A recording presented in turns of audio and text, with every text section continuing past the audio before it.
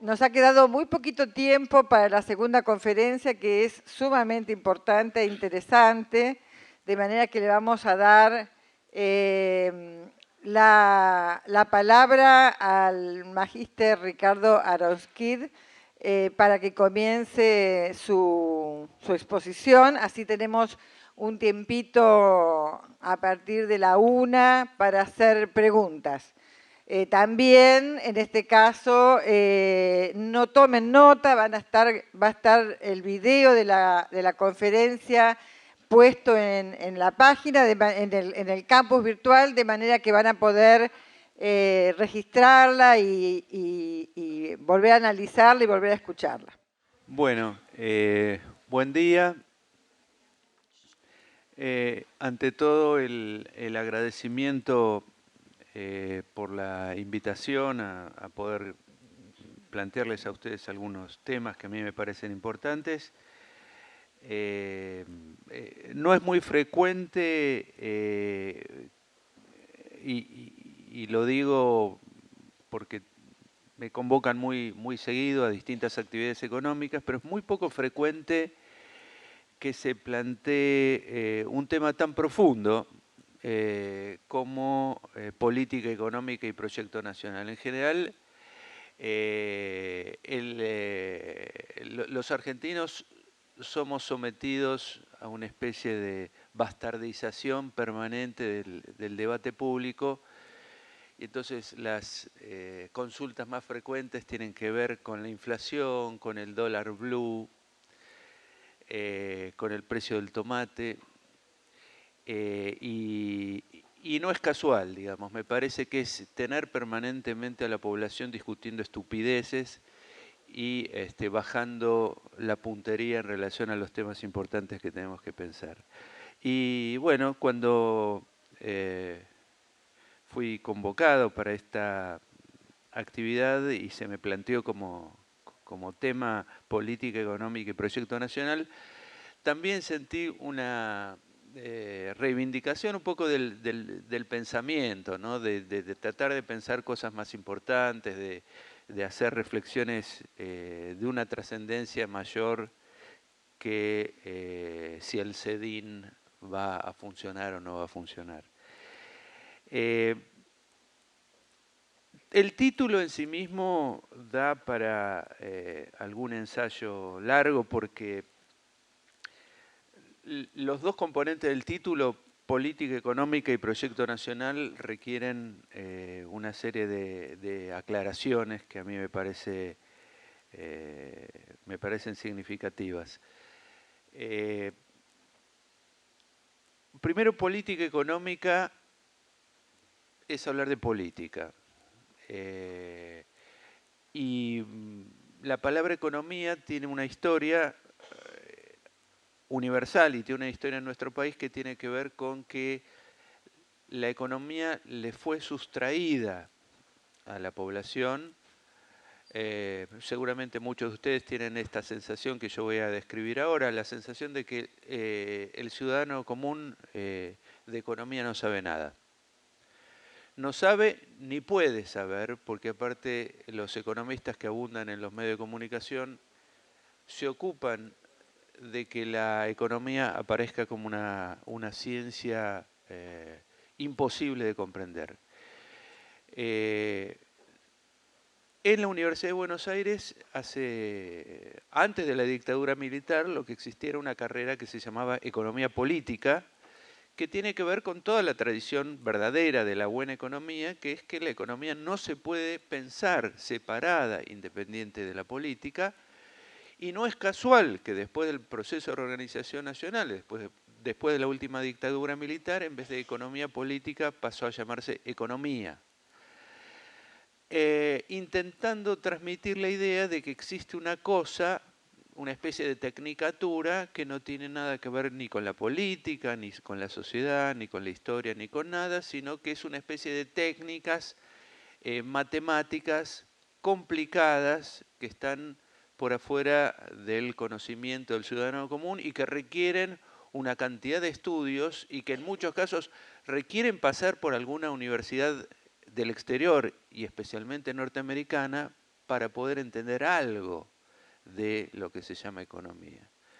Bueno, yo pertenezco a una corriente de pensamiento que considera que todo esto es un conjunto de arbitrariedades, de ficciones, de mentiras finalmente, porque la economía política y la política económica, que es la natural conclusión de sacar una serie de ideas y de conceptos del pensamiento de la economía política, son comprensibles, son fáciles, son sencillas, están al alcance de cualquier persona que pueda sumar y restar, y no requiere demasiada sofisticación. Y las cosas profundas y fundamentales de la economía se pueden entender con mucha sencillez.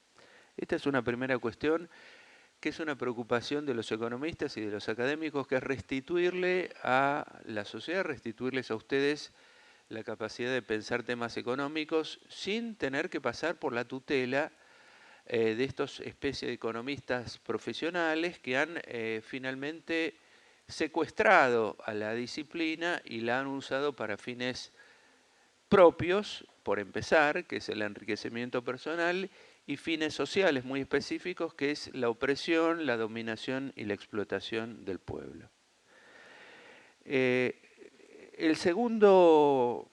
La segunda parte del título, que es Proyecto Nacional, es un tema apasionante, interesantísimo. Y acá voy a retomar una idea que planteó Martín Glass en la primera parte, cuando él nos transmitió la idea de que los derechos humanos son una causa de la humanidad, son una causa que viene de hace algunos cientos de años y que va a seguir. Y él decía, bueno, la especificidad es que el gobierno argentino ha tomado esta causa y la ha puesto fuertemente sobre la mesa. Y ahora yo voy a decirlo exactamente lo mismo en relación al Proyecto Nacional. El Proyecto Nacional, por supuesto, no empezó con Néstor Kirchner. El Proyecto Nacional es un proyecto de larga data, que por lo menos tenemos que decir que empezó hace 200 años, que estamos tratando de construir algo que se llame una nación, que al mismo tiempo hay autores, hay maestros que nos han enseñado que somos una parte de una cosa más importante, que es una nación inconclusa, que es la nación latinoamericana, y que es un proyecto en construcción, dentro del cual, y ahí vuelvo de alguna forma a parafrasear a Martín, este gobierno ha tomado históricamente, es el representante, es el que está sosteniendo en este momento la idea de un proyecto nacional. Y esto lo digo desde mi propia trayectoria intelectual, donde he realizado varios trabajos y escrito varios libros sobre qué significó para la Argentina el proceso de organización nacional, es decir, la última dictadura militar y el proceso de neocolonización de los años 90 en la Argentina, que fueron verdaderos momentos de destrucción nacional, o si ustedes quieren, de proyecto antinacional, en el sentido de que planteaban que este espacio, este territorio, en el fondo debía ser una especie de provincia de algo que se debía llamar globalización, que era la globalización, el desarrollo del sistema capitalista mundial y sobre todo de los países centrales dentro del sistema capitalista mundial, que iba a incorporar sucesivamente a diversos territorios, y se ofrecía a este territorio llamado Argentina para incorporar a ese proceso de globalización que nos haría felices a todos, a condición de que desaparezca la idea de nación. Que desaparezca la idea de nación. Nosotros, argentinos, sueltos individualmente, nos íbamos a incorporar a una cosa que se llamaba globalización. Íbamos a tener éxito individual en la globalización, los talentos nuestros se iban a ir a donde fuera en el mercado mundial a participar de la globalización, Y esto era el proyecto implícito, por supuesto ningún economista ni ningún político vinculado a estas ideas lo puede decir de esta forma porque cae mal, como cuando en la Argentina en los años 90 se nos planteó la privatización de las empresas públicas, porque la verdad que quedaba feo decir que era la extranjerización de las empresas públicas. Eso quedaba feo, no le iba a gustar a la mayor parte del pueblo argentino, entonces se decía privatización. El Estado funciona mal, el sector privado funciona bien, cosa que es una mentira, y por lo tanto transfiramos del Estado al sector privado. Lo que descubrimos después que esa transferencia no era una transferencia sino más, sino que era básicamente extranjerizar el grueso de las empresas públicas que los argentinos habíamos construido a lo largo de décadas.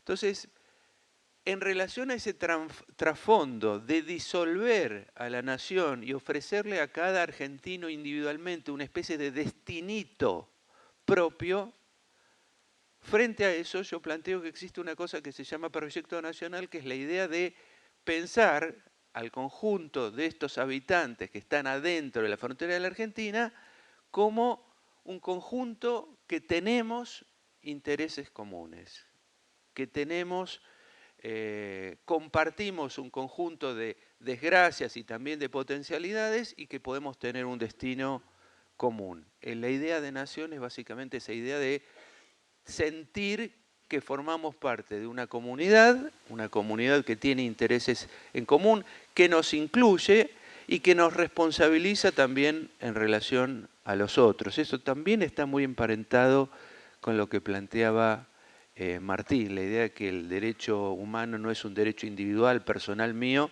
sino que se da en un contexto general. La idea de nación también tiene que ver con esto, con esta idea de percibirse en un contexto social determinado, sentirse parte de ese contexto, sentirse responsable, sentir que parte del destino personal, individual, va en esa misma dirección, y eso es lo que define la pertenencia a una nación. Y eso es muy importante porque lo estamos diciendo en un país donde esto no está claro. Y es importante saberlo, digamos. Nosotros venimos con toneladas de propaganda ideológica donde nos dice que lo importante es la globalización y que la nación es lo anacrónico. A ver, esto no pasa en los países centrales. Esto es ideología para la periferia. Es ideología para los países que se ofrecen como colonias de los países centrales. Vayan a decir a Estados Unidos que el patriotismo no existe. Vayan a decir a Francia que la nación no existe. Vayan a decir a Alemania que se disuelvan en el mundo. Vayan a decirle a China que lo importante son las empresas o los individuos sueltos y no el destino nacional. La ideología de la globalización es una ideología específicamente dedicada a la periferia, a países como el nuestro, para que rescindamos la idea de soberanía nacional, la idea de destino nacional, la idea de solidaridad interpersonal e intercomunitaria y entremos en otro tipo de proceso económico y social donde básicamente las multinacionales y el capital financiero internacional definan qué le interesa y qué no le interesa de la Argentina. Qué grupo de gente le interesa, qué grupo de gente no le interesa, y le reservan al Estado Nacional el papel de gestionar el desastre que produzcan. Gestionar el desastre social que produzcan, que de eso nos estamos ocupando, producto precisamente de las ideologías globalizadoras que han gobernado la Argentina. Entonces, cuando hablamos de política económica y de proyecto nacional y los empezamos a unir y los empezamos a tratar de juntar, nos ponemos a pensar en... yo quiero traer acá a una figura que respeto mucho y que trascendió largamente la figura de un economista argentino que es Aldo Ferrer. Ferrer en uno de sus últimos trabajos, y a mí me sorprendió gratísimamente, empezó a hablar del tema de la densidad nacional. Densidad nacional. La densidad es un concepto casi físico. ¿Qué quiere decir densidad nacional? Y Ferrer, seguramente viendo cómo funcionó la Argentina hasta el 2003, reflexionó, él tiene una frase muy sintética y muy interesante y que tiene mucho jugo, que es: cada país tiene el Fondo Monetario Internacional que se merece. Y eso es súper interesante, porque si el Fondo Monetario es uno solo, y efectivamente es uno solo, y si va a todos lados y da la misma receta, es verdad, va a todos los lados y da la misma receta, va a Grecia, va a Argentina, va a Tangañica y da la misma receta, ajuste, recesión, apertura, entrega al capital privado, todo eso en todos lados plantea lo mismo. ¿Cómo fue que Argentina fue uno de los países que tuvieron una catástrofe económica y social más grande que otros? Más grande que Brasil, más grande que Uruguay, más grande que muchos otros países que también debieron someterse en parte a las presiones del fondo. Y la conclusión que saca Ferrer es muy interesante. La presión del fondo sobre todos es la misma. La diferencia es la densidad de la sociedad con la que se encuentra. La densidad. Y uno dice, ¿qué es la densidad? Porque la densidad en la física es una cosa, pero ¿qué es la densidad cuando pensamos en economía y en sociedad? ¿Qué es densidad? Entonces, Ferrer avanza en tratar de definir y decir, bueno, la densidad nacional, dice él, es la precondición del desarrollo. ¿Y qué es la densidad nacional? Y él menciona 3 o 4 cosas. Yo señalo las que me parecen como fundamentales. La primera dice, bueno, sectores económicos que decidan que su espacio de acumulación es el espacio nacional, su espacio de prosperidad y su espacio de proyección hacia el mundo es el espacio nacional. Primera cuestión. Segunda cuestión, él dice, parte significativa de la densidad nacional es la cohesión social. Cohesión social, es decir, una sociedad fracturada, una sociedad fragmentada, una sociedad guetizada no tiene cohesión nacional.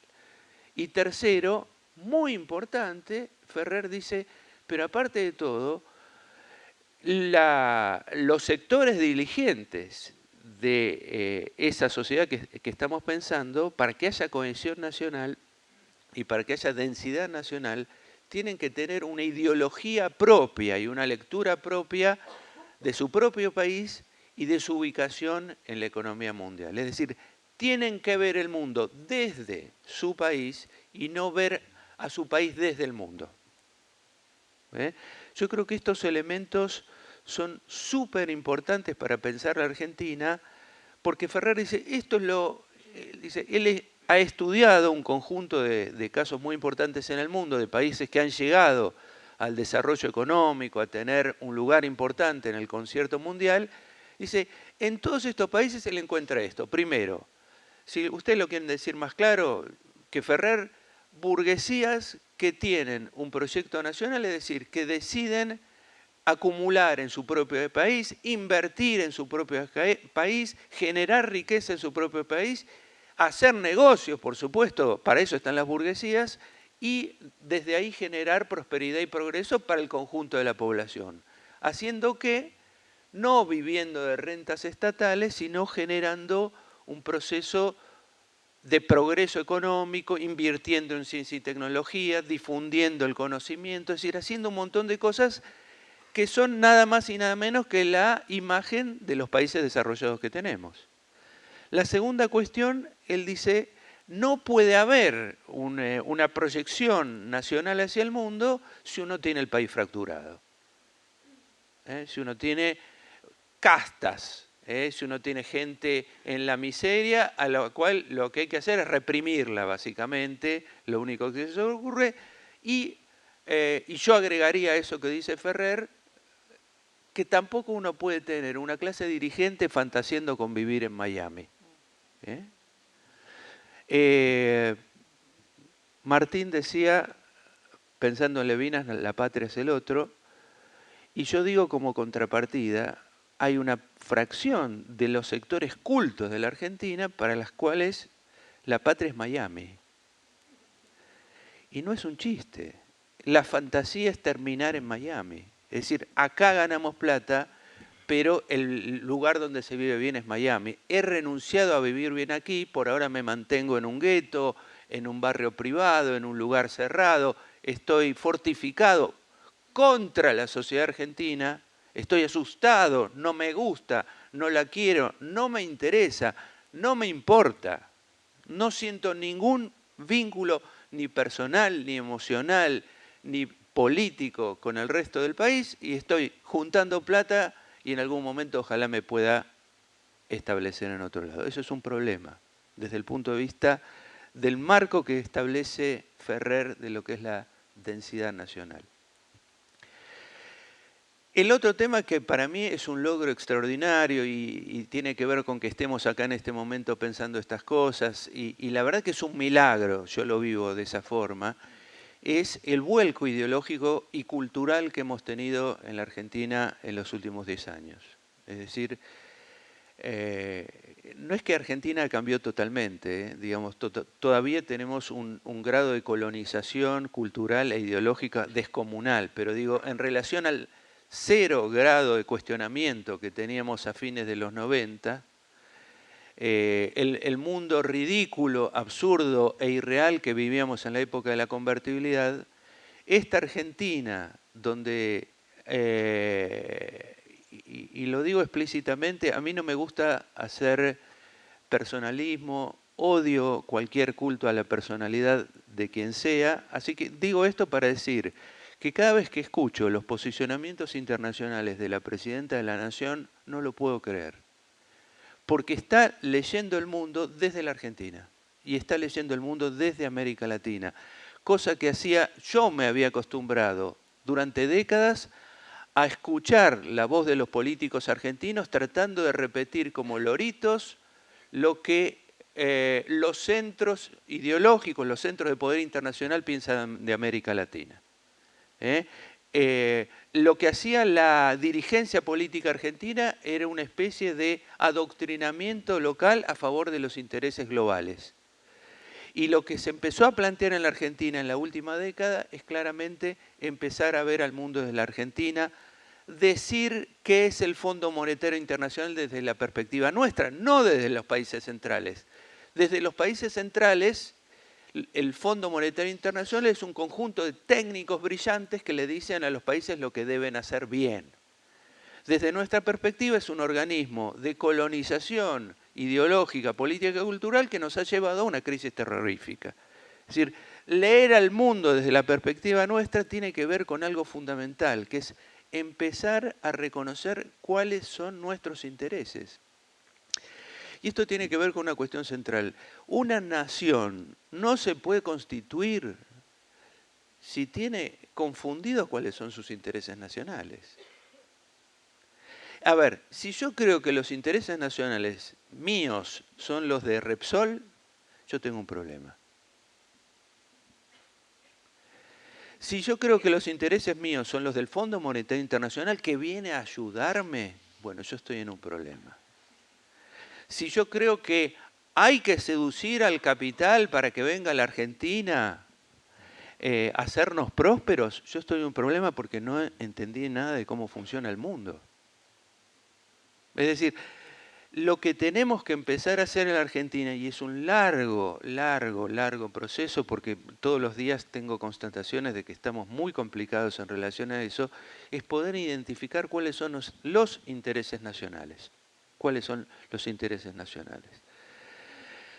Y uno de los problemas severos que tenemos, volviendo un poco a las condiciones que planteaba Ferrer para tener densidad nacional, es que nuestra dirigencia económica, centralmente, y en algún grado la política también, no identifica intereses nacionales.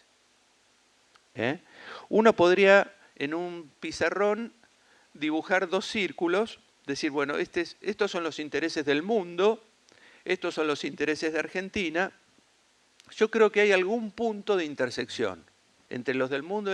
Hay un circulito o un óvalo de intereses en comunes. Por ejemplo, que el planeta no se destruya ecológicamente es un interés que compartimos con el resto de la humanidad. Pero aquel que piense, identifique los dos circulitos y diga, lo que es bueno para Repsol es bueno para la Argentina, lo que es bueno para el Standard Bank es bueno para la Argentina, lo que es bueno para los premios Nobel neoliberales de economía es bueno para la Argentina, está en un problema de que no comprende los intereses nacionales. Y ahí me parece que la política económica tiene algo que ver con lo que puede aportar la economía política al pensamiento nacional, que es, volviendo al tema de derechos humanos, yo digo, la verdad que en materia de derechos humanos, o como planteaba Martín, de derechos sociales, la verdad que una vez que uno ha liberado su cabeza y la hace volar libremente, uno lo que empieza a encontrar es que hay una enorme cantidad de derechos que se pueden empezar a reconocer. Por ejemplo, yo lo digo como padre, que cuando nació mi hijo tuve 3 días de licencia. Yo quiero Suecia. Yo quiero 9 meses de licencia. Yo quiero, cuando tenga un hijo, pasar ese hermosísimo momento de la paternidad en mi casa con mi hijo y no tener 3 días y que el tema sea un tema de la madre. Digamos, es un problema también de derechos de los hombres de poder disfrutar de esa situación o no. Ahora, ese tipo de derecho hay que sostenerlo. Esto quiere decir, la lucha por la licencia para los hombres que sean padres, por ejemplo, pongo un ejemplo al azar, implica recursos. Implica recursos. Quiere decir, es un derecho que yo creo que hay que establecer, pero al mismo tiempo alguien le va a tener que pagar esos 9 meses de licencia a ese padre que tenga esa oportunidad maravillosa de poder estar en su casa. ¿Quién sostiene todo eso? Bueno, yo digo, este es el punto que a mí me parece importante, que es el aporte que se puede hacer desde la economía. Lo único que puede garantizar un conjunto de derechos, o sea, el marco posible para que los derechos se realicen, es el desarrollo económico. El desarrollo económico. Martín antes mencionaba Haití. Yo por diversas razones profesionales estuve poniéndome en contacto con la realidad haitiana, que es una cosa catastrófica, catastrófica. Tan catastrófica que es un país que no tiene posibilidades de arrancar si no es con una ayuda internacional masiva, que le tendríamos que estar dando nosotros y no otras potencias, pero no la damos. El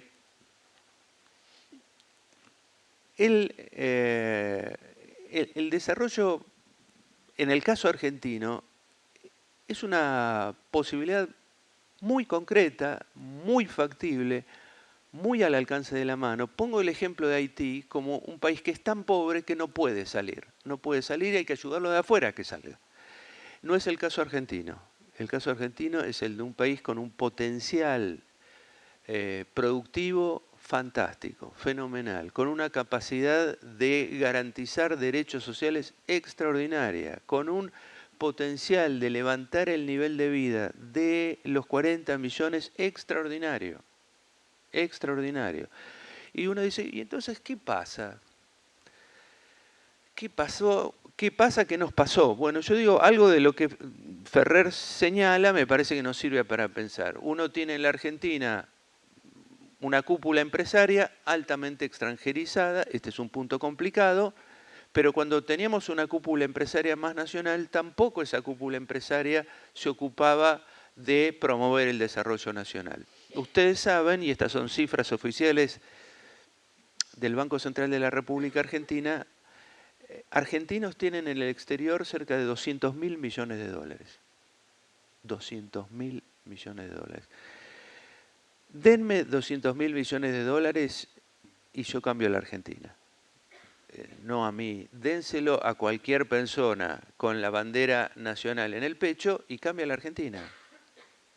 Es decir, Argentina no le tiene que pedir absolutamente nada a nadie. No necesita estar chupando la media a ningún organismo internacional ni a ningún club de potencias, sino que Argentina genera internamente los recursos para poder autodesarrollarse. Bueno, uno de los problemas severos que tenemos es que parte de esos recursos o se malgastan en consumo suntuario, es decir, para decirlo de alguna forma, whisky y Ferraris, y parte directamente se fugan de la economía nacional. Van a parar a Uruguay, a paraísos fiscales, a las Bahamas, a Suiza, a Miami. Yo he visto en diarios de Buenos Aires avisos, bueno, utilice bien sus dólares, cómprese una propiedad en Miami. Esos avisos no son gratuitos. Hace año y medio estuvo acá el alcalde de Miami,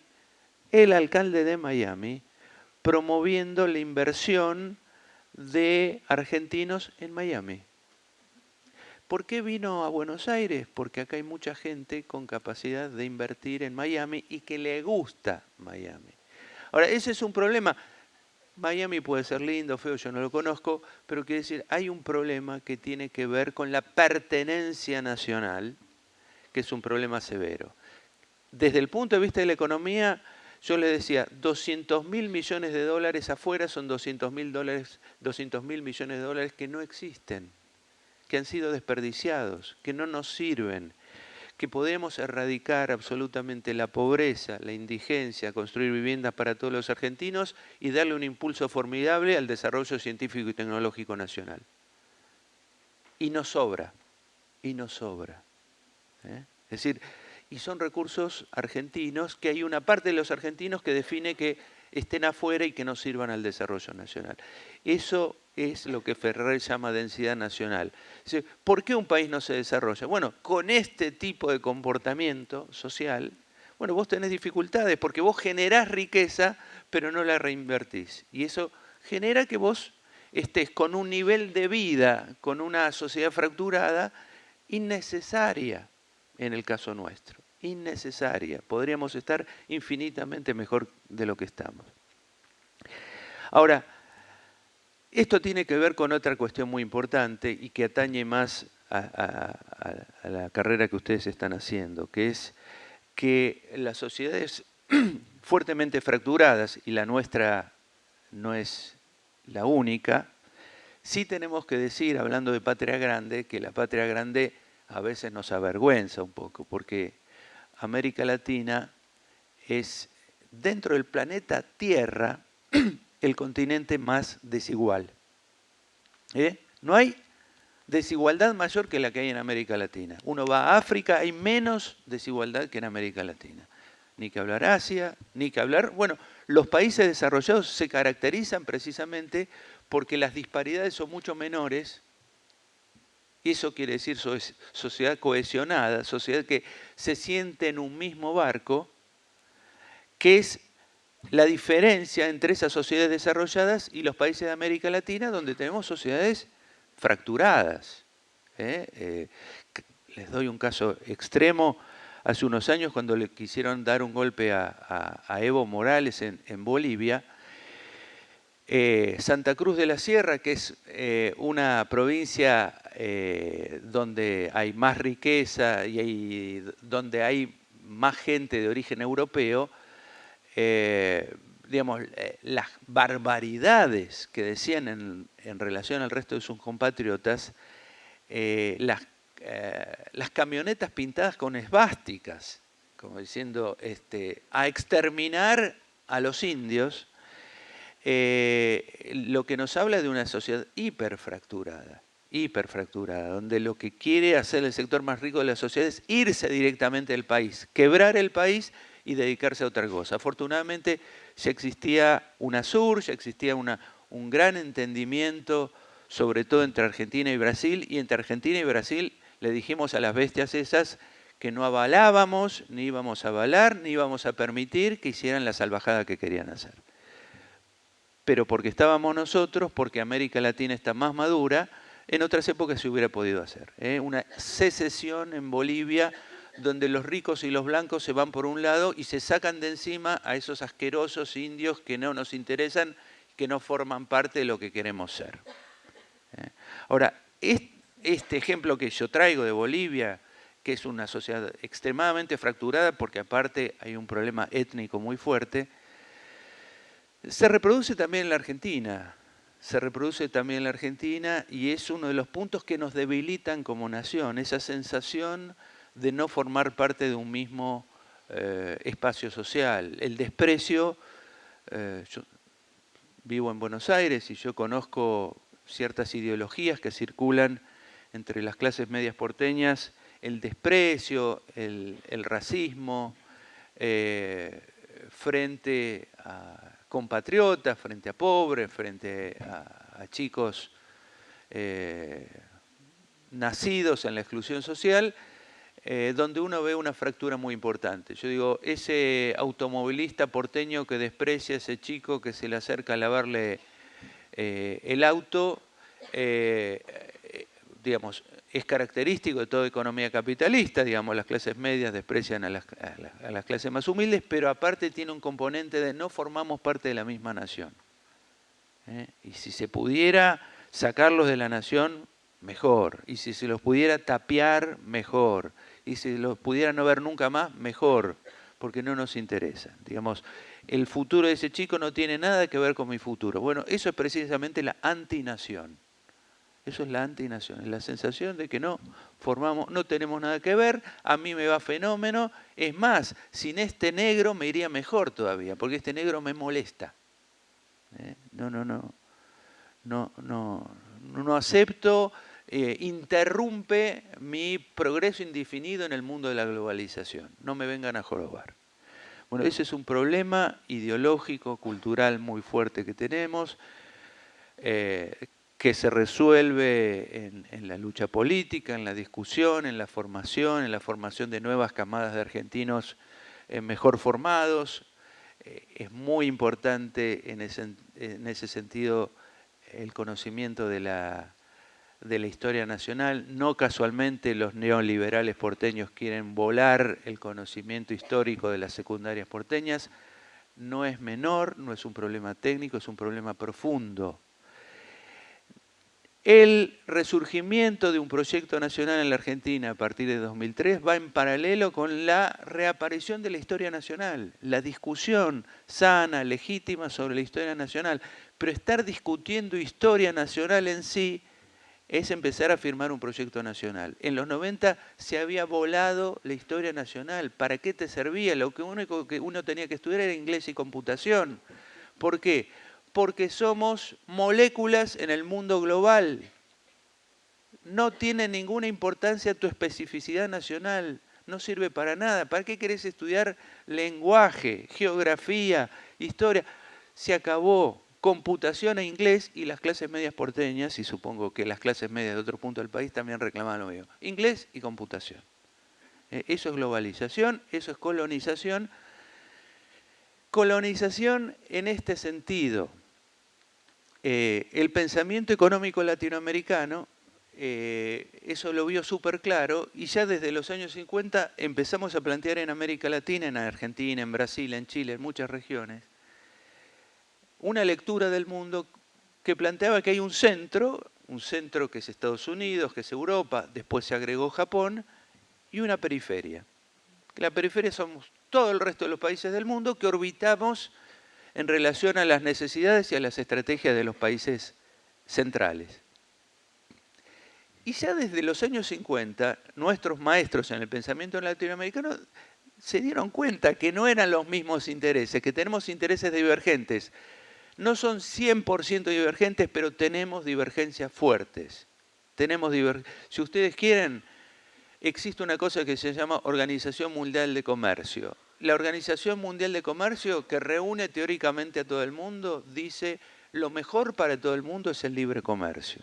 Ahora, cuando uno pregunta, a ver, dígame qué es el libre comercio. Bueno, el libre comercio es que todos los países abran sus economías a la importación de productos industriales. Así, los productos industriales son el fuerte de los países desarrollados. Y cuando los países periféricos preguntan, bueno, pero también eso implica que abran las economías al ingreso de los productos primarios, los alimentos, las cosas que nosotros somos más fuertes en producir, y dicen, no, no, eso es otra cosa.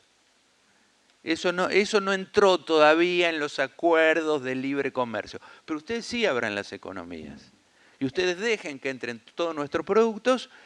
Y esa es la Organización Mundial de Comercio. Bueno, si un argentino y si un político argentino no es capaz de distinguir estas cuestiones básicas que hacen a entender cuál es el interés nacional, frente a qué estamos parados, frente a qué sistema de poder internacional estamos parados, no entendemos nada. Y les debo decir que yo tengo la sensación que una parte de la dirigencia política argentina no entiende nada, es decir, no sabe distinguir el interés nacional del interés antinacional, y que hay una parte de la sociedad argentina que tampoco. Y que es parte de nuestra responsabilidad política tratar de hacerles ver cuáles son los intereses nacionales y cuáles son los intereses antinacionales. Si tener industria nos conviene o no nos conviene, qué tipo de industria nos conviene, qué tipo de producción minera nos conviene, qué tipo de producción petrolera, qué nos conviene y qué no nos conviene. Si uno nada en el estúpido mundo de la globalización, en el colonizado mundo de la globalización, uno cree que todos los intereses convergen con todo. Y entonces de ahí viene un conjunto de discursos que ustedes conocerán de sobra. No hay que pelearse con el resto del mundo, hay que seducirlos para que vengan, inviertan, y eso va a traer prosperidad, etcétera, etcétera. Y es un eslabonamiento de mentiras tras otras. Nada de eso se comprueba.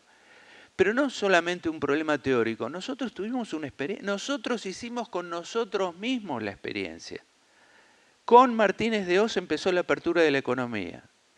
Cuando se cayó la dictadura militar tuvimos un periodo transitorio, unos años de Alfonsín, donde se trató de hacer otra cosa y después recaímos fuertemente con Menem y con De la Rúa de vuelta. Apertura, privatización, desregulación, todas las recomendaciones que el mundo nos hace, dijimos, nos vienen bien a nosotros. Es lo que el mundo desea y por supuesto que el mundo te premia, O sea, te condecoran, te felicitan, en toda la prensa internacional salen las publicidades, milagro argentino, qué bien Argentina, extraordinario, qué gran estadista es Carlos Menem, etcétera, etcétera, etcétera, etcétera, etcétera, etcétera. Que es lo opuesto que le pasa al actual presidente de la Nación, que uno observa en la prensa internacional permanentes artículos hostiles a Cristina Fernández de Kirchner, lo que es si a alguien le falta alguna confirmación de que Cristina está defendiendo el interés nacional. Después uno puede discutir dentro de eso cuál es la mejor forma de hacerlo, y yo puedo tener críticas y comentarios a políticas gubernamentales, por supuesto, esto es una democracia. Lo que es claro es que Cristina y el kirchnerismo en general se han plantado en un lugar de defensa del interés nacional a partir del cual podemos discutir. Con quien no puedo discutir es con quien confunde y mezcla e introyecta el interés de las multinacionales y del capital financiero pensando que son los intereses de la Argentina. Se trabaja también sobre una memoria histórica compleja. No ustedes, que son jóvenes, pero las generaciones mayores recuerdan todavía la época de Frondizi. Frondizi fue un presidente desarrollista que era Einstein al lado de la clase de política actual. Uno lee Frondizi y no puede creer. Ahora, Frondizi lo que hizo fue convocar efectivamente al capital extranjero a la Argentina. Ahora, ¿de qué capital extranjero estamos hablando? Capital productivo. Es decir, venían empresas, ponían una fábrica de tractores, una fábrica de fertilizantes, una fábrica de autos y generaban riqueza. Y uno podía discutir si nos conviene tener multinacionales en la Argentina o no sería mejor tener empresas locales que fabriquen eso. Era una discusión de la época, pero es claro que cuando Frondizi decía convoquemos al capital extranjero, venían empresas a producir riqueza en la Argentina. Fíjense qué distancia con el mundo de la globalización, con los 90, donde el grueso del capital extranjero que vino a la Argentina fue o para hacer timba financiera, es decir, comprar títulos, acciones y jugar con eso, plazos fijos, o a comprar empresas locales ya existentes. Se compraron las fábricas de galletitas, se compraron una enorme cantidad de empresas que el empresario argentino, sin densidad nacional, vendió alegremente al capital extranjero.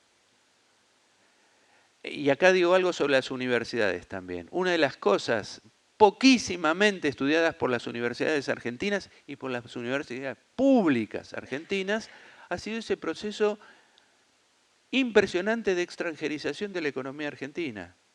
Parte de eso lo produjo el Estado Nacional, vendiendo a las empresas públicas, pero una parte no dicha, porque es una vergüenza y un escándalo y una demostración de lo que es una parte del empresario argentino, es la venta masiva de empresas privadas al capital extranjero, sobre lo cual nadie habla. Y la otra pregunta que nos hace es, bueno, vendieron las empresas, ¿qué hicieron con la plata? Producto de la venta de esas empresas. ¿Las recolocaron en la Argentina? ¿Reinvirtieron o qué hicieron? Ese es un debate muy interesante porque es un debate que ha planteado el kirchnerismo en relación al tema, Néstor Kirchner lo planteaba más específicamente en relación al tema de la famosa burguesía nacional, ¿no? Néstor Kirchner planteaba que había que reconstruir la burguesía nacional. Me parece que desde el ámbito universitario, una de las cosas que podríamos hacer para contribuir al país sería repensar en qué medida es posible construir una burguesía nacional, qué metidas de pata hicimos en los años 50, 60, 70, cuando intentamos construir una burguesía nacional que finalmente apoyó a Martínez de Oz y terminó vendiendo las empresas.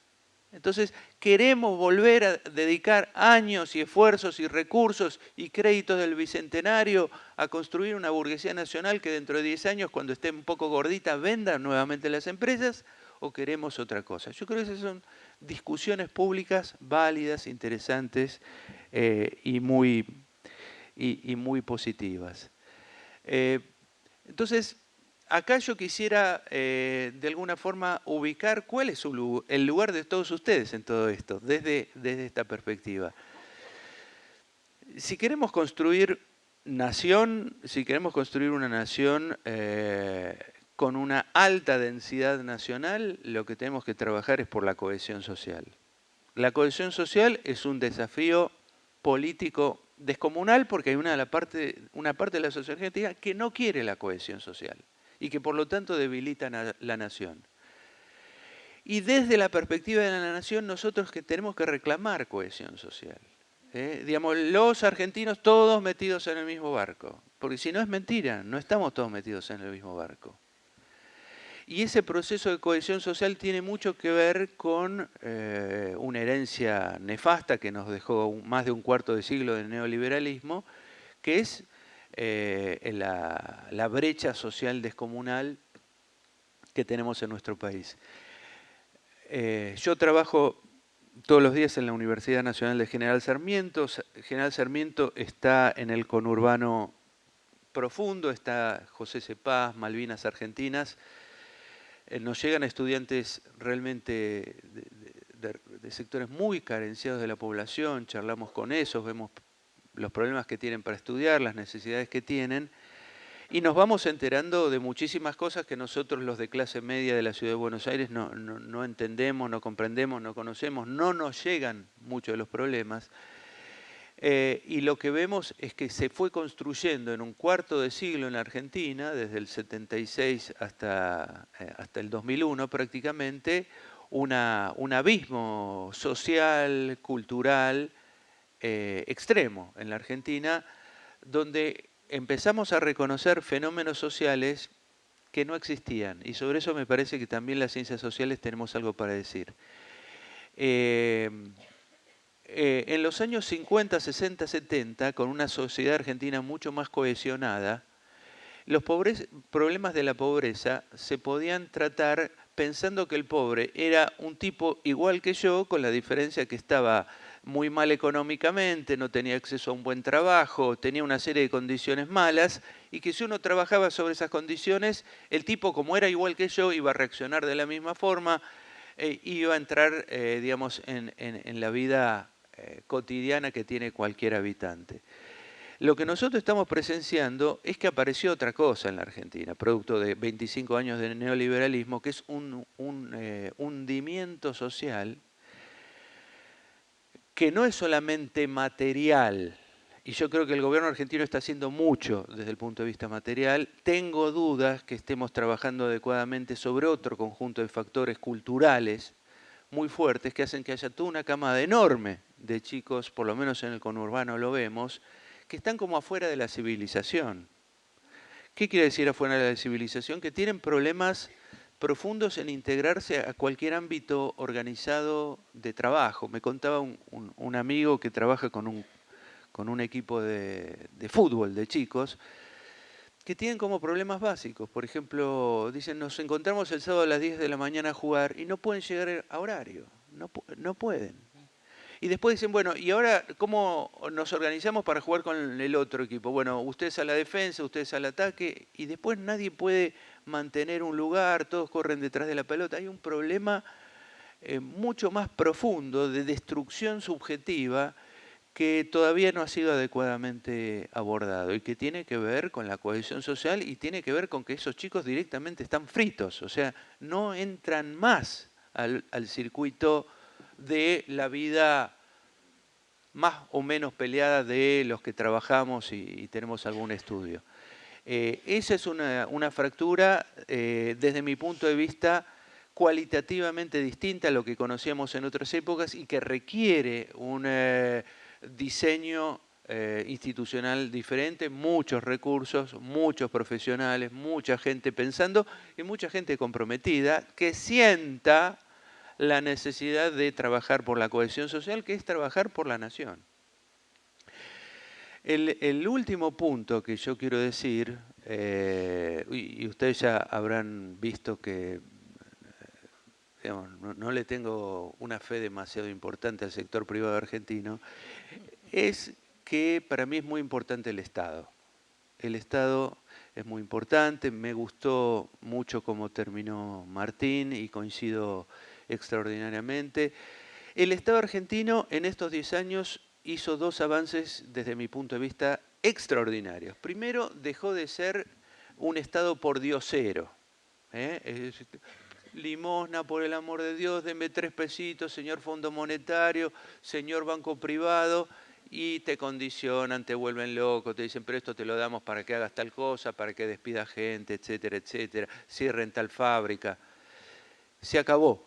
El Estado argentino está autofinanciado, no le pide un peso a nadie, tiene recursos propios y nadie lo condiciona. Eso es extraordinario, es un logro fantástico pensando de dónde venimos.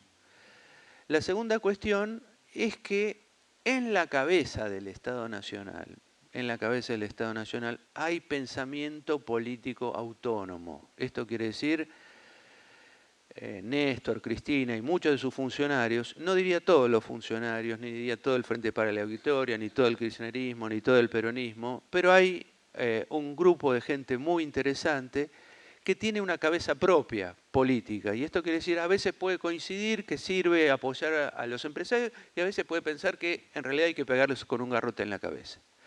La posibilidad de pensar esas dos cosas es fundamental para que haya Estado. Si uno tiene dirigencia política que lo único que cree que puede hacer es hacerle caso a lo que el empresario amigo le pida jugando al golf, estamos fritos. O sea, no tenemos Estado y tenemos directamente a representantes de los empresarios sentados en el Estado. Entonces, estas dos novedades de la última década, Estado autónomo desde el punto de vista financiero y Estado autónomo desde el punto de vista político, ideológico, son dos avances extraordinarios. Desde mi punto de vista, falta una tercera cuestión que es, tomando las palabras de Sousa, mejor Estado. Esto quiere decir políticas públicas más eficientes, más apuntadas, más efectivas, menos despilfarro, más utilización en numerosos sentidos. Digo uno solo. Tenemos hace un año y medio promulgada una ley de producción pública de medicamentos. Fantástico, es lo que hay que hacer. Está demostrado ampliamente que la producción pública de medicamentos puede bajar en un 80% o más el precio de los medicamentos. 80% más. Eso, imagínense lo que es en el bolsillo popular, etcétera, etcétera. Está parada. Bueno.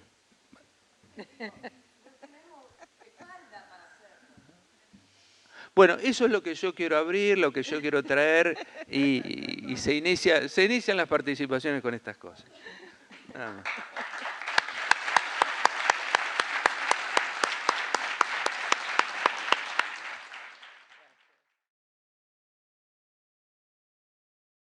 Bueno, nada, un poco lo que pensaba, yo coincido plenamente y la verdad es que siempre que escucho personas, digamos, que tienen mucho conocimiento y que forman parte de este proyecto político me emociona porque, no sé, a mí se me reavivó un poco esta cosa de la militancia, ¿no? Que esto que decía Ricardo de que estábamos dormidos, ¿no? Nuestra generación estaba como dormida y hablábamos de cualquier cosa menos de lo que nos pasaba a nosotros. Así que estoy, digamos, más allá de las sombras y las oscuridades que se les pueden encontrar a este proyecto político, que las hay, estoy muy contenta y nada. Lo que sí, yo trabajo en salud de Nación de acá, y la verdad es que hay como un hueco, un agujero negro que yo siempre estoy viendo por ahí, consultarte a vos o que nos cuentes vos a ver qué pensás respecto a la cantidad de programas que tenemos todavía con financiamiento externo y la cantidad de recurso humano que todavía hay en negro, ¿no? Como monotributistas que estamos y con una vulnerabilidad, digamos, de los contratos muy, muy grande. Muy precarios, ¿no? Entonces es como un dolorcito, ¿no? Porque creo que salud está ahí como una cosa, no sé qué pasará, digamos, con el resto de los ministerios y la cantidad de programas que están como sustentados, digamos, con bancos mundiales y demás. Que la verdad que se invierte un montón y cambia la gestión y todo lo que se hizo se vuelve para atrás, digamos, hay toda una cuestión que, nada, me gustaría ver qué pensás vos respecto de esto. Gracias. Lo que pregunta es si querés contestar. Sí, no, voy contestando así. Mira, es muy largo porque tendremos que hablar sobre lo que es el Estado Nacional y el kirchnerismo, ¿no? Yo ahí digo, yo estoy en desacuerdo con la gente que dice este modelo, el modelo. La verdad que es un modelo en construcción, es una cosa, digo, hay muchos problemas en muchos lados. Es claro que desde una visión nacional, en el Estado vos no podés tener gente precaria. Digo, vos necesitas tener en el Estado gente capacitada, bien pagada y comprometida con el país, no con un gobierno.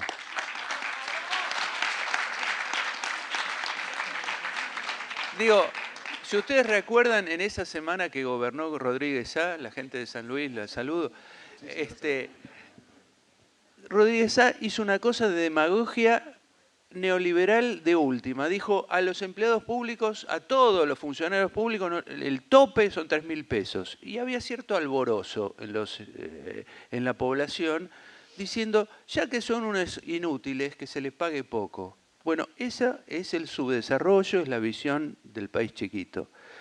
Uno tiene que tener en el Estado a los mejores, tiene que tener leones, tiene que tener gente motivada, entusiasmada, contenta, bien pagada, no amenazada, sino con una trayectoria, una carrera posible adecuadamente evaluada. Eso es una tarea todavía a realizar, no está realizada y a mí me parece que hay que avanzar, impulsar en esa dirección. Bueno, eso como para sintetizar, digamos. Buenas tardes. Yo lo que quería consultar es el tema de cómo ven en todo caso mediano y largo plazo, el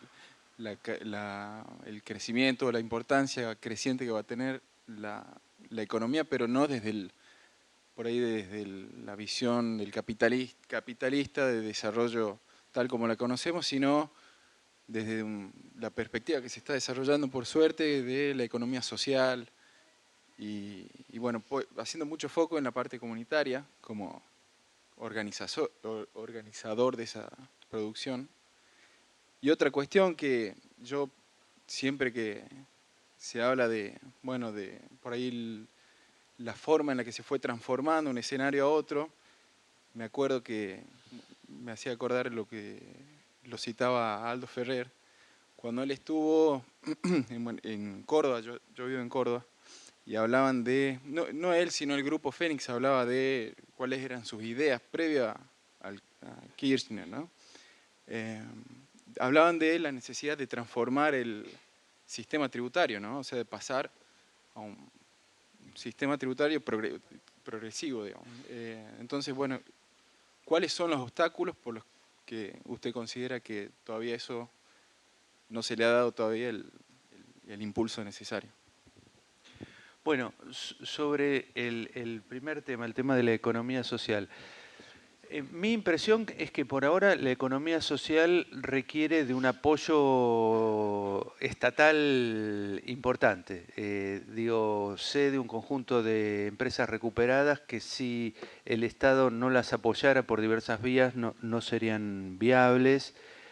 Y de un conjunto de emprendimientos sociales que requieren algún tipo de apoyo del Estado. Y a mí me parece que eso hay que seguir sosteniéndolo e impulsarlo, y se están haciendo cosas en ese sentido, porque me parece que tiene que ir surgiendo al lado del mundo empresarial dedicado a la rentabilidad, otro mundo económico absolutamente válido, dedicado también a satisfacer necesidades sociales sin objetivo de lucro e involucrando otro tipo de producción. Así que, ojalá eso siga ocurriendo.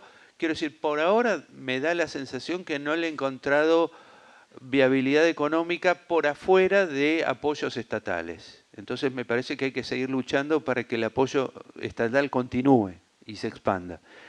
La otra cuestión era sobre el sistema tributario progresivo. Ahí te digo dos cosas. Primero, parte de la no cohesión social de la Argentina y parte de lo que no somos todavía como nación es que hay sectores de altos ingresos que consideran que no tienen que pagar impuestos. Y Marx decía que la ideología de la sociedad es la ideología de la clase dominante. Si uno ve cómo piensan los argentinos en relación al tema impositivo, sabe cómo piensa la clase dominante argentina. No hay que pagar impuestos. Digamos, esto es una cosa media generalizada. Yo lo encuentro en todos los lugares del país, en todos los estratos sociales. Si se puede no pagar, mejor. Eso tiene que ver con un lazo anómico con la comunidad nacional. Se pagan, los impuestos se tienen que pagar, el Estado tiene que ser muy cruel y eficiente en el cobro de impuestos. Esa primera definición social, que es los impuestos se pagan, en la Argentina no está clara. Es una lucha terrible. El otro día, digamos, el presidente de la Corte Suprema se siente perseguido porque es una cosa de locos, digamos. Paguen impuestos todos. Digamos, primera cuestión, hay que pagar impuestos.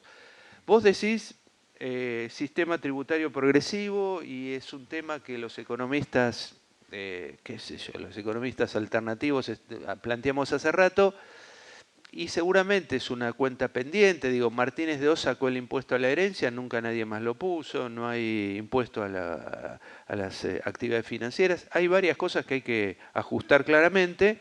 Estoy 100% de acuerdo. Digo, ustedes recuerdan el conflicto por la 125. El conflicto por la 125 expresó que hay una parte significativa de la sociedad argentina que se solidariza con los sectores de más altos ingresos del país para resistir el pago de mayores impuestos. Esto quiere decir, tenemos que pensar como sociedad qué significa eso, porque la elección fue muy amarga y ahí vos te das cuenta las reservas conservadoras que tiene la Argentina en materia de oponerse a políticas distributivas. Hiciste mención con mucha precisión a la importancia que tiene definir los intereses nacionales. Si las personas son el principal interés nacional en este proyecto nacional, si la patria es el otro, ¿cómo debería entenderse lo que planteaste de que estamos complicados con esto de la definición de los intereses nacionales? Y por otro lado, algunos elementos, algunos instrumentos, herramientas que nos puedas sugerir, tener en cuenta en nuestro trabajo territorial para poder evaluar, quizás medir, el fortalecimiento, la profundización de la cohesión social. Bueno, en relación al primer punto, a mí me parece bueno como lo vinculás, el interés nacional y la promoción del ser humano de carne y hueso, me parece central. Mira, una cosa insólita que tenemos en nuestro país y que debería ser motivo de orgullo es esta cuestión del sistema universitario gratuito. No hay muchos lugares del planeta donde tengan un sistema así, y es una cosa extraordinaria. Digo, yo pienso también en el futuro de los egresados universitarios nuestros y sé que muchos no van a tener el lugar concreto de desarrollo profesional si estamos produciendo cientos de miles de profesionales al año. Digamos, vamos a tener un problema de qué hacemos con esa masa de gente. Al mismo tiempo digo, es claro que el impacto social que tiene un sistema universitario tan inclusivo es un impacto de levantar el nivel de toda la población extraordinario. Extraordinario, digamos, lo que vos vas a tener es mucha gente con conocimientos, con capacidad de comprensión y de pensar cosas que tiene un impacto fenomenal que no se puede medir claramente. Ahora digo, eso hay que extenderlo a otras cuestiones, digamos, ¿no? Es decir, cuando yo veo el funcionamiento de los hospitales y que tenés que ir a las 4 de la mañana para que te den un turno sobre una enfermedad que es peligrosa y te lo dan para dentro de 5 meses, vos decís, esto no funciona, esto es una farsa de sistema de salud pública. Quiero decir, ahí tenés que avanzar enormemente en garantizar que cualquier pobre de la Argentina tenga buen acceso rápido y oportuno a una salud buena. Y ahí tenés otros problemas que tienes que ver con los profesionales de la salud, con los tipos que están en los hospitales, con los que en vez de ir 8 horas van 4, con los que privatizan los consultorios de los hospitales y los usan para su propio... Digamos, empezás a tener muchas cosas que tienen que ver con cómo funciona realmente la sociedad argentina y con el proceso de desintegración social y sálvese quien pueda, que es característico del pensamiento neoliberal y que de hecho formó subjetividades, y hay cientos de miles de argentinos que por ahí jamás se pusieron a pensar que es el neoliberalismo, pero son neoliberales en su práctica política en relación a los otros. Entonces, ahí hay un conjunto de trabajos muy significativos que hay que hacer y de liderazgos. Quiero decir, ahí tenés que poner al frente de muchos lugares a gente convencida de por qué está en esos lugares.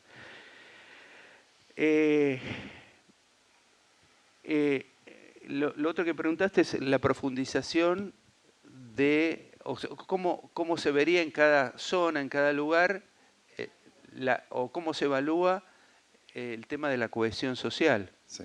La economía te puede tirar algunas cosas que están en el borde de lo sociológico, ¿no? Mirar todo el tema de necesidades básicas insatisfechas es muy importante.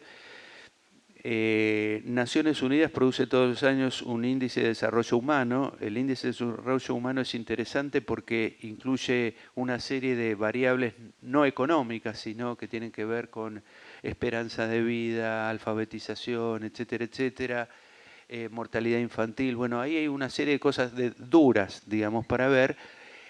Lo que yo creo que es muy interesante y tendríamos que plantearnos como desafío intelectual es desarrollar un nuevo conjunto de indicadores y los podemos, eso se piensa y se hace, digamos, es sentarse, son horas de trabajo, de investigación, de pensamiento, de ida y vuelta con el territorio, decir, bueno, ¿cómo mido yo que un chico acá está progresando? Como una persona mayor acá, ¿cómo saqué a este tipo del pozo y ahora es una persona activa que puede participar creativamente en la vida social? ¿Cómo es ese camino?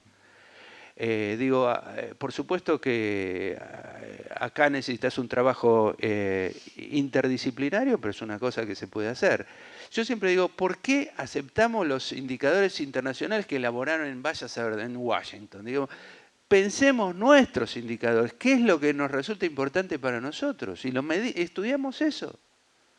Digamos, es parte de la autonomía intelectual que nos tendremos que dar para pensar nuestros propios problemas. ¿A dónde queremos llegar? ¿Cuál es la meta objetivo de agarrar a este chiquito que está pobre, malnutrido, en un hogar desastroso, etcétera, etcétera? ¿Qué quiero hacer de este tipo? Bueno, y ahí hay una serie de cosas que hay que hacer. Bueno, tenés que armar indicadores, medidores de todas esas cosas y actuar sobre cada una de esas cosas. Digo, es fácil decirlo, pero digamos, esa es la hoja de ruta. Yo primero, Ricardo, quería pedirte disculpas por el exabrupto y la interrupción en tu disertación, pero me salí de la vaina, porque sentí en el discurso una contradicción cuando hablabas de lo milagroso que había logrado el Estado y después, digamos, primero decís que no tenemos densidad social y cohesión. Entonces después hablas de la ley de medicamentos y digo, siento que me hiciste un tacle y no me gustó. Digo, yo coincido con vos plenamente, pero me parece que la respuesta a eso es justamente tu disertación. Digo, la respuesta es que no se pueda regular la ley de medicamentos, es que aún no tenemos la densidad social para que esto pueda ser realidad. Digo, la corporación médica, la corporación de los medicamentos, es la segunda industria que mueve millones en el mundo después de las armas. Así que fabricar una aspirina por $1 nos puede costar la década ganada. Bueno, yo mencioné esto de los medicamentos precisamente porque yo conozco kirchneristas que parecen como drogados en un mundo de maravilla permanente. Yo no soy así. Esto quiere decir, yo digo esto, para mí, y acabo de escribir un trabajo sobre eso, para mí el kirchnerismo fue un hecho vital en un país que se moría. Ya con eso te estoy diciendo dónde estoy. Ahora digo, eso no quiere decir que no reconozcas que hay un montón de limitaciones, de problemas. Digo, cuando yo veo a la ministra de Industria que dice el objetivo en Argentina 2020 es que produzcamos 1.200.000 autos, no es mi objetivo. No es mi objetivo. O sea, yo estoy muy contento que los argentinos tengamos trabajo, tengamos ilusiones, tengamos expectativas, pero yo quiero una ciudad diferente, no repleta de autos, no repleta de humo, no repleta de tipos adentro del auto teniendo miedo que se lo roben. Quiero otra sociedad. Y en ese sentido no comparto, pero digo, todo esto es vital, es interesante, me abre la posibilidad de discutirlo, y en ese sentido yo, por un lado, apoyo, comparto y ayudo, y por el otro lado mantengo una mirada crítica sobre lo que yo quisiera que fuera el país. Y en ese sentido, las dos cosas para mí son compatibles. No te estoy haciendo un tacle, sino estoy diciendo, mirá, esto es un proceso vital, al mismo tiempo tenés cosas que hay que mejorar en muchos aspectos, la precarización, cada uno de nosotros va a encontrar cosas que no le parece que están bien. El compañero mencionó una reforma tributaria progresiva, por supuesto, digo, hay. Ahora digo, ¿de dónde venimos? De la fosa. Esto es extraordinario. Hola. Bueno, yo soy docente. La verdad que tener la posibilidad de entender algo de economía, yo leo el diario y a veces no sé si ponerme contenta, llorar, porque es difícil. Te comento que hay un juego del celular en donde vos empezás a armar una ciudad de cero y tu objetivo es que el PBI suba. Entonces yo arranqué Y dije, bueno, hago un barrio, pongo una escuela pública, pongo una fábrica, pongo tendido eléctrico, desagüe, y no crecía nunca, siempre estaba en cero, la población aumentaba cada vez más, estaba menos. Yo digo, ¿cuál es la clave para poder comprender, cuando uno lee sin entender nada, la economía? Digo, ¿en qué momento nos pusimos contentos porque YPF se nacionalizó y en otro momento estuvo bueno que no fuera así, digamos, o por lo menos se apoyó? Entonces, ¿cómo comprender eso? ¿Cuáles son, si hay, porque si tuviéramos las claves sería todo mucho más sencillo, digo, ¿cuáles son las claves para entender que vamos avanzando o de acá en más cómo seguimos? Sí. Tendría que dar un curso de economía, pero digo una sola cosa.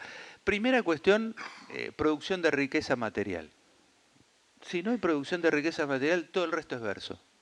Producción de riqueza material. Es central. El resto, que haya bancos, que haya... no importa nada. Producción de riqueza material. Nuestros jubilados, nosotros vamos a tener buenas jubilaciones si Argentina aumenta la producción de riqueza material. Si no, no existe. Es el verso de la AFJP en su momento. Sí, porque tus ahorros van a crecer al 4,5%. ¿De qué? De un país que se hunde. ¿Qué va a hacer la jubilación esa? No existe. Producción de riqueza material, primer punto. Una vez que tenés eso en marcha, la segunda cuestión es de índole cualitativa. Es decir, ¿qué producís? ¿Soja o producís cosas más sofisticadas? Y ahí, digo, los chinos la tienen absolutamente clara, como cualquier país que se desarrolló en su momento, sin ciencia y tecnología no vas ni a la esquina. No vas ni a la esquina. O sea, soja, auto, soja, auto. No vas a ninguna parte. O sea, la idea es que vos utilices parte de eso para empezar a sofisticarte vos, digamos, a tener producción de cosas mucho más complejas, mucho más interesantes, mucho más diversificadas que eso. Eso es lo que se llama desarrollo. Nosotros tenemos crecimiento hasta ahora y bendito sea el crecimiento frente al hundimiento. Ahora, yo quiero desarrollo y desarrollo implica no estar produciendo soja y agarrado de la soja y hoy que no baje la soja porque nos vamos todo el demonio. Eso yo no quiero.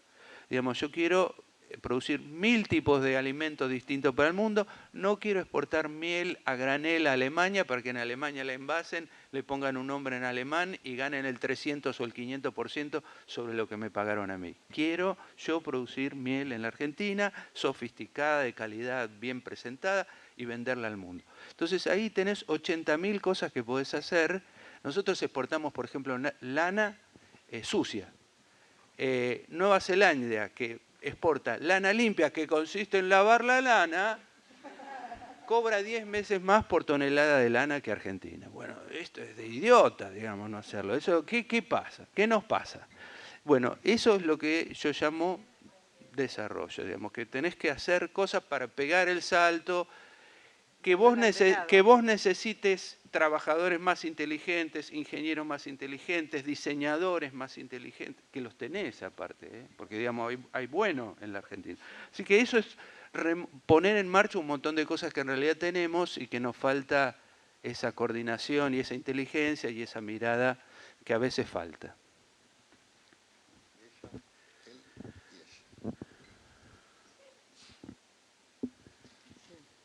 Hola, a mí me gustaría saber lo que, cuando hablaba ya de la cohesión social, que me pasa que yo pensando, no sé, en países tan grandes, tan diversos de cordillera, mar, montaña, todo, digo, y en la misma ciudad, los distintos barrios que hay, las diferencias como que, ¿cuáles serían como las luces para nosotros desde la política social para poder lograr realmente cohesión social en personas que viven muy distinto, que tienen una relación con la naturaleza muy distinta, que tienen ritmos de vida muy distintos, no sé, relación como que también cómo ven la plata distinto, como que para mí es un mundo que no sé, que digo, así es un sueño hermoso, pero en la práctica, claro, que lo que decías tú de compartir un espacio social como más o menos parecido es como ni siquiera pedirle pera al olmo, porque es una igualdad como que por naturaleza humana no existe. Entonces, no sé no sé, ¿qué pensáis? No sé, eso. No, te contesto brevemente. Me parece que ahí hay que diferenciar dos cosas. Por los ejemplos que vos diste, ¿no? Lo cultural diverso enriquece. Lo cultural diverso enriquece, es decir, que al lado mío viva un hippie, del otro lado viva un budista, y todo eso todo eso es buenísimo, digamos, pero no es el problema de la cohesión social. El problema es que el tipo se muera de hambre, el tipo subalimente a su hijo, el que no tenga calefacción en invierno. Digamos, ahí hay un montón de cosas. Mira, en la época de la Guerra Fría, cuando existía el peligro comunista, los norteamericanos desarrollaron un concepto que era el de igualdad de oportunidades. Frente a ellos decían, la igualdad mecánica de los comunistas, lo que nosotros en Occidente, la economía capitalista, ofrecemos es igualdad de oportunidades. Es decir, que cada uno según lo que quiere y su voluntad y su deseo, se proyecte en la vida.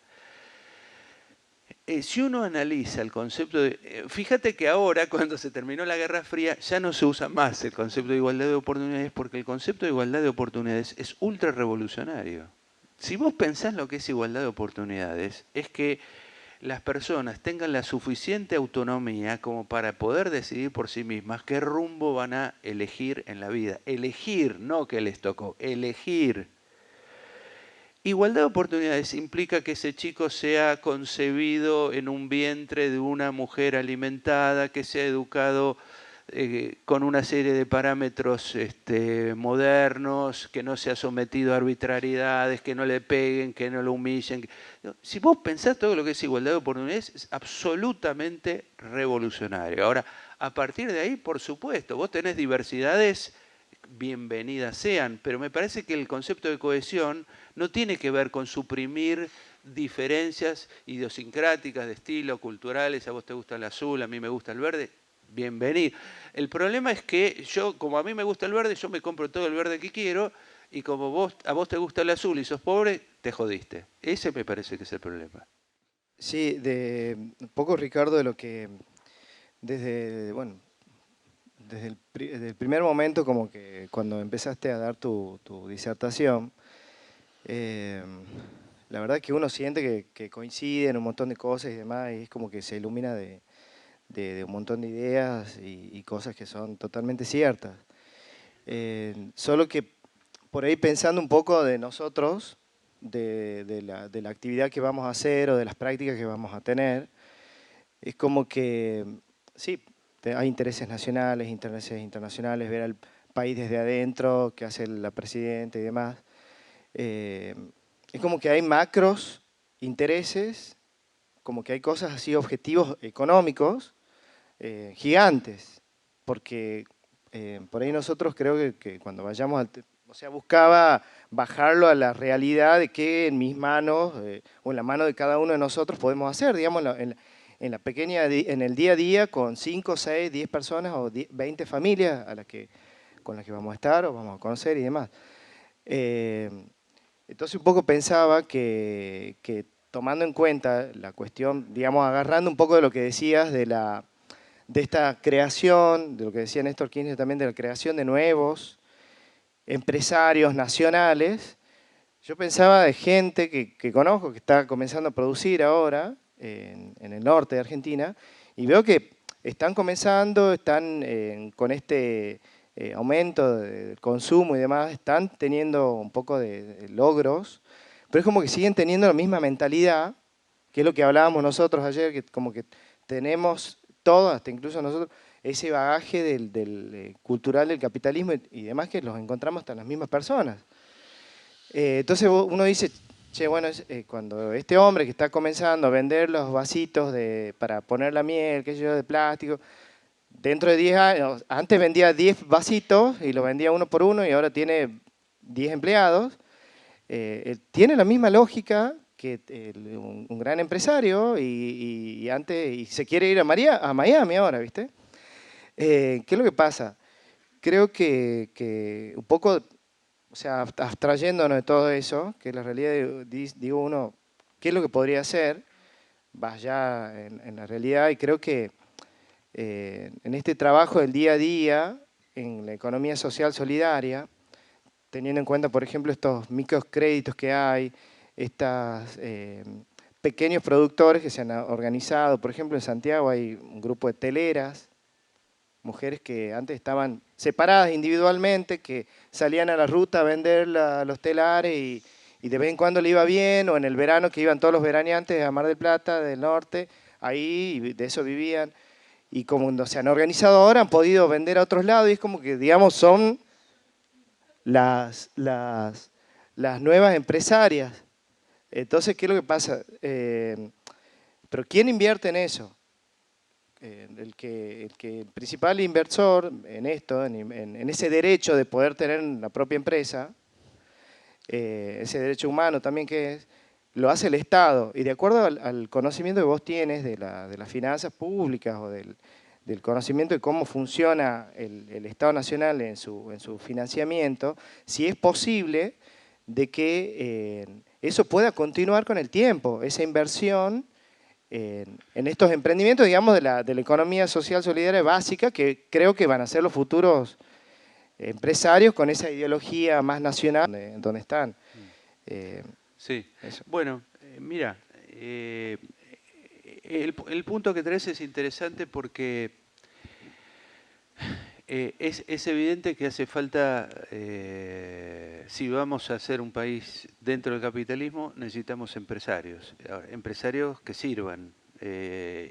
Estamos terminando con una camada grande de inútiles que se han acostumbrado a vivir de prebendas del Estado, rentistas, bueno. O sea, necesitamos una camada nueva. Y ahí me parece un punto interesante que cuando dice, bueno, ¿cómo creás un conjunto, una masa de empresarios interesantes, dinámicos, comprometidos con la producción, que quieran hacer cada vez más cosas y más interesantes y más sofisticadas y dar trabajo y, digamos, generar un movimiento social positivo? Ahí vos necesitas mucho Estado. ¿Por qué? Porque no es el Estado que simplemente le da un crédito a cualquiera. La Presidenta de la Nación en un discurso contó que con créditos del Bicentenario había empresarios azucareros que se compraban dólares. Bueno, ese es un Estado idiota. O sea, el Estado no puede seguir apoyando delincuentes, ladrones, chantas, etcétera, etcétera. Tiene que saber focalizar, percibir y detectar gente interesante, que la hay en todo el país, que hacen de las... La vez pasada estuve en Entre Ríos y me encontré con un tipo que estaba desarrollando edulcorantes a base de stevia, extraordinario, un tipo dinámico, inversor, quería exportar, quería tomar más gente, quería hacer máquinas propias, decía, pero ojo que están los chinos y están estos y nosotros acá. Ese tipo hay que apoyarlo, ese juega con la camiseta nuestra. Ahora, para eso necesitas un Estado que no sea un Estado bobo, sino que diga, acá están los chorros, los delincuentes, los chantas, ni un peso. Y acá están los tipos que quieren hacer algo, que quieren producir, que son dinámicos, que son inventores, que son originales, ahí tienen que ir los recursos. Eso requiere un Estado sofisticado. Yo quería hacer una pregunta, ¿sí? Y retomando, lo que por ahí habías comentado, por ejemplo, con respecto a los indicadores, ¿sí? Que por ahí mirábamos indicadores, digamos, nos estábamos mirando como en otro espejo, ¿sí? Completamente de acuerdo. Ahora, bien dicen que lo óptimo es enemigo de lo posible, ¿verdad? O sea, hay cosas que en este momento se pueden hacer y de hecho no se están haciendo. Por ejemplo, el INDEC, ¿sí? Que, sobre cuyas estadísticas justamente nos estamos mirando y nos estamos midiendo. Es un organismo que hace ¿cuántos años que está intervenido? Pero Eso me dice que acá que no, te voy a decir algo, sí. Más allá de intervención o no intervención, a mí me parece muy injusto lo que se hace con el INDEC en este sentido. Por supuesto que hay un debate sobre la medición de precios, etcétera, etcétera, que coincido que es un problema muy grave, pero hay un montón. El cuerpo de estadísticas que produce el INDEC es enorme y la mayor parte de esas estadísticas son correctas, confiables y útiles. Digamos, acá se hizo una especie de linchamiento público del INDEC.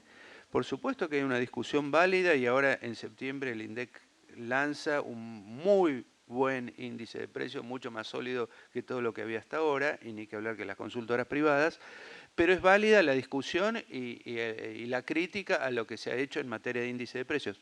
100% de acuerdo.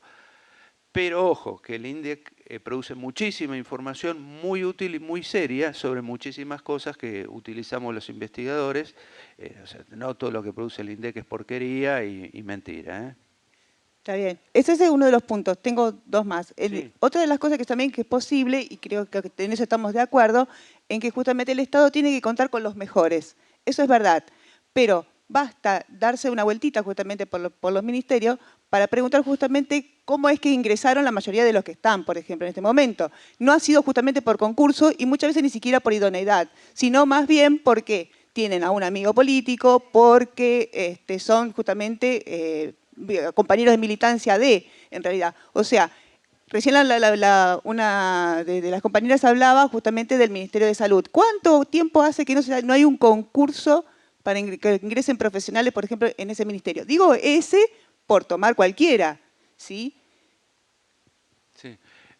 Si vos me decís, yo lo que creo es que tiene que haber un sistema de concursos transparente en el Estado, basado básicamente en la idoneidad y la capacidad, y sí, tiene que ser de esa forma. Sí, que en este momento no existe esto. No existe y está bueno que digamos esto, que justamente que quienes están sentados de aquel lado de la mesa tomen nota de esto mismo. Te voy a decir algo. Por mis periodos donde pasé por el Estado Nacional y por la burocracia, lo que yo observé es lo siguiente. La burocracia nuestra tiene un montón de capas geológicas de gente que fue ingresando en todos los gobiernos y fue quedando, y todos los gobiernos y fue quedando, y se armó una masa incoherente de funcionarios públicos que es un dolor de cabeza para todo gobierno argentino, porque todo eso habría que reestructurarlo de una forma mucho más ágil, pero vos te vas a encontrar ahí con la resistencia de los gremios estatales que van a decir no se toca ningún puesto de trabajo. Entonces, digamos, son problemas muy complicados de política, donde vos necesitas contar con un Estado cada vez más eficiente, más comprometido y más inteligente, y tenés una inercia del pasado muy fuerte y prácticas políticas reiteradas a lo largo del tiempo que deberían ser producto de alguna especie de consenso nacional, porque todo gobierno que viene quiere echar a todos los anteriores y poner a los nuevos, y también con las políticas, alguien lo mencionó, lo que hicieron hasta ahora se tira todo al demonio o se suspende y arrancamos todo de vuelta. Bueno, ese criterio refundacional es un problema en la Argentina. Y por último, lo que quería preguntar, más bien podría expresarte una opinión, ¿no? Con respecto a la ley de medicamentos. En realidad, sí es que es cierto, a lo que hay que enfrentarse, es cierto, es muy grande, ¿cierto? Las industrias farmacéuticas son un monstruo. De hecho, por ejemplo, derribaron un gobierno como fue el de Ilia en un momento, ¿verdad? Estuvieron justamente en esa movida. Pero también, digamos, lo que hace falta también de este lado es un ministro también con más pelotas, justamente, para llevarla adelante. Sí, coincido.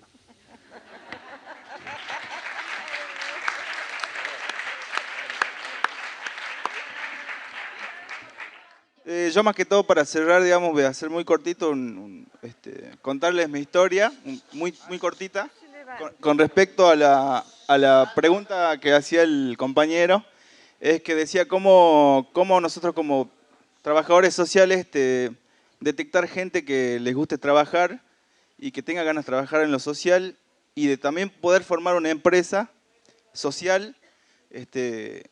Y bueno, yo le quería contestar que en Jujuy yo pertenezco a una cooperativa, fui fundador también de trabajo.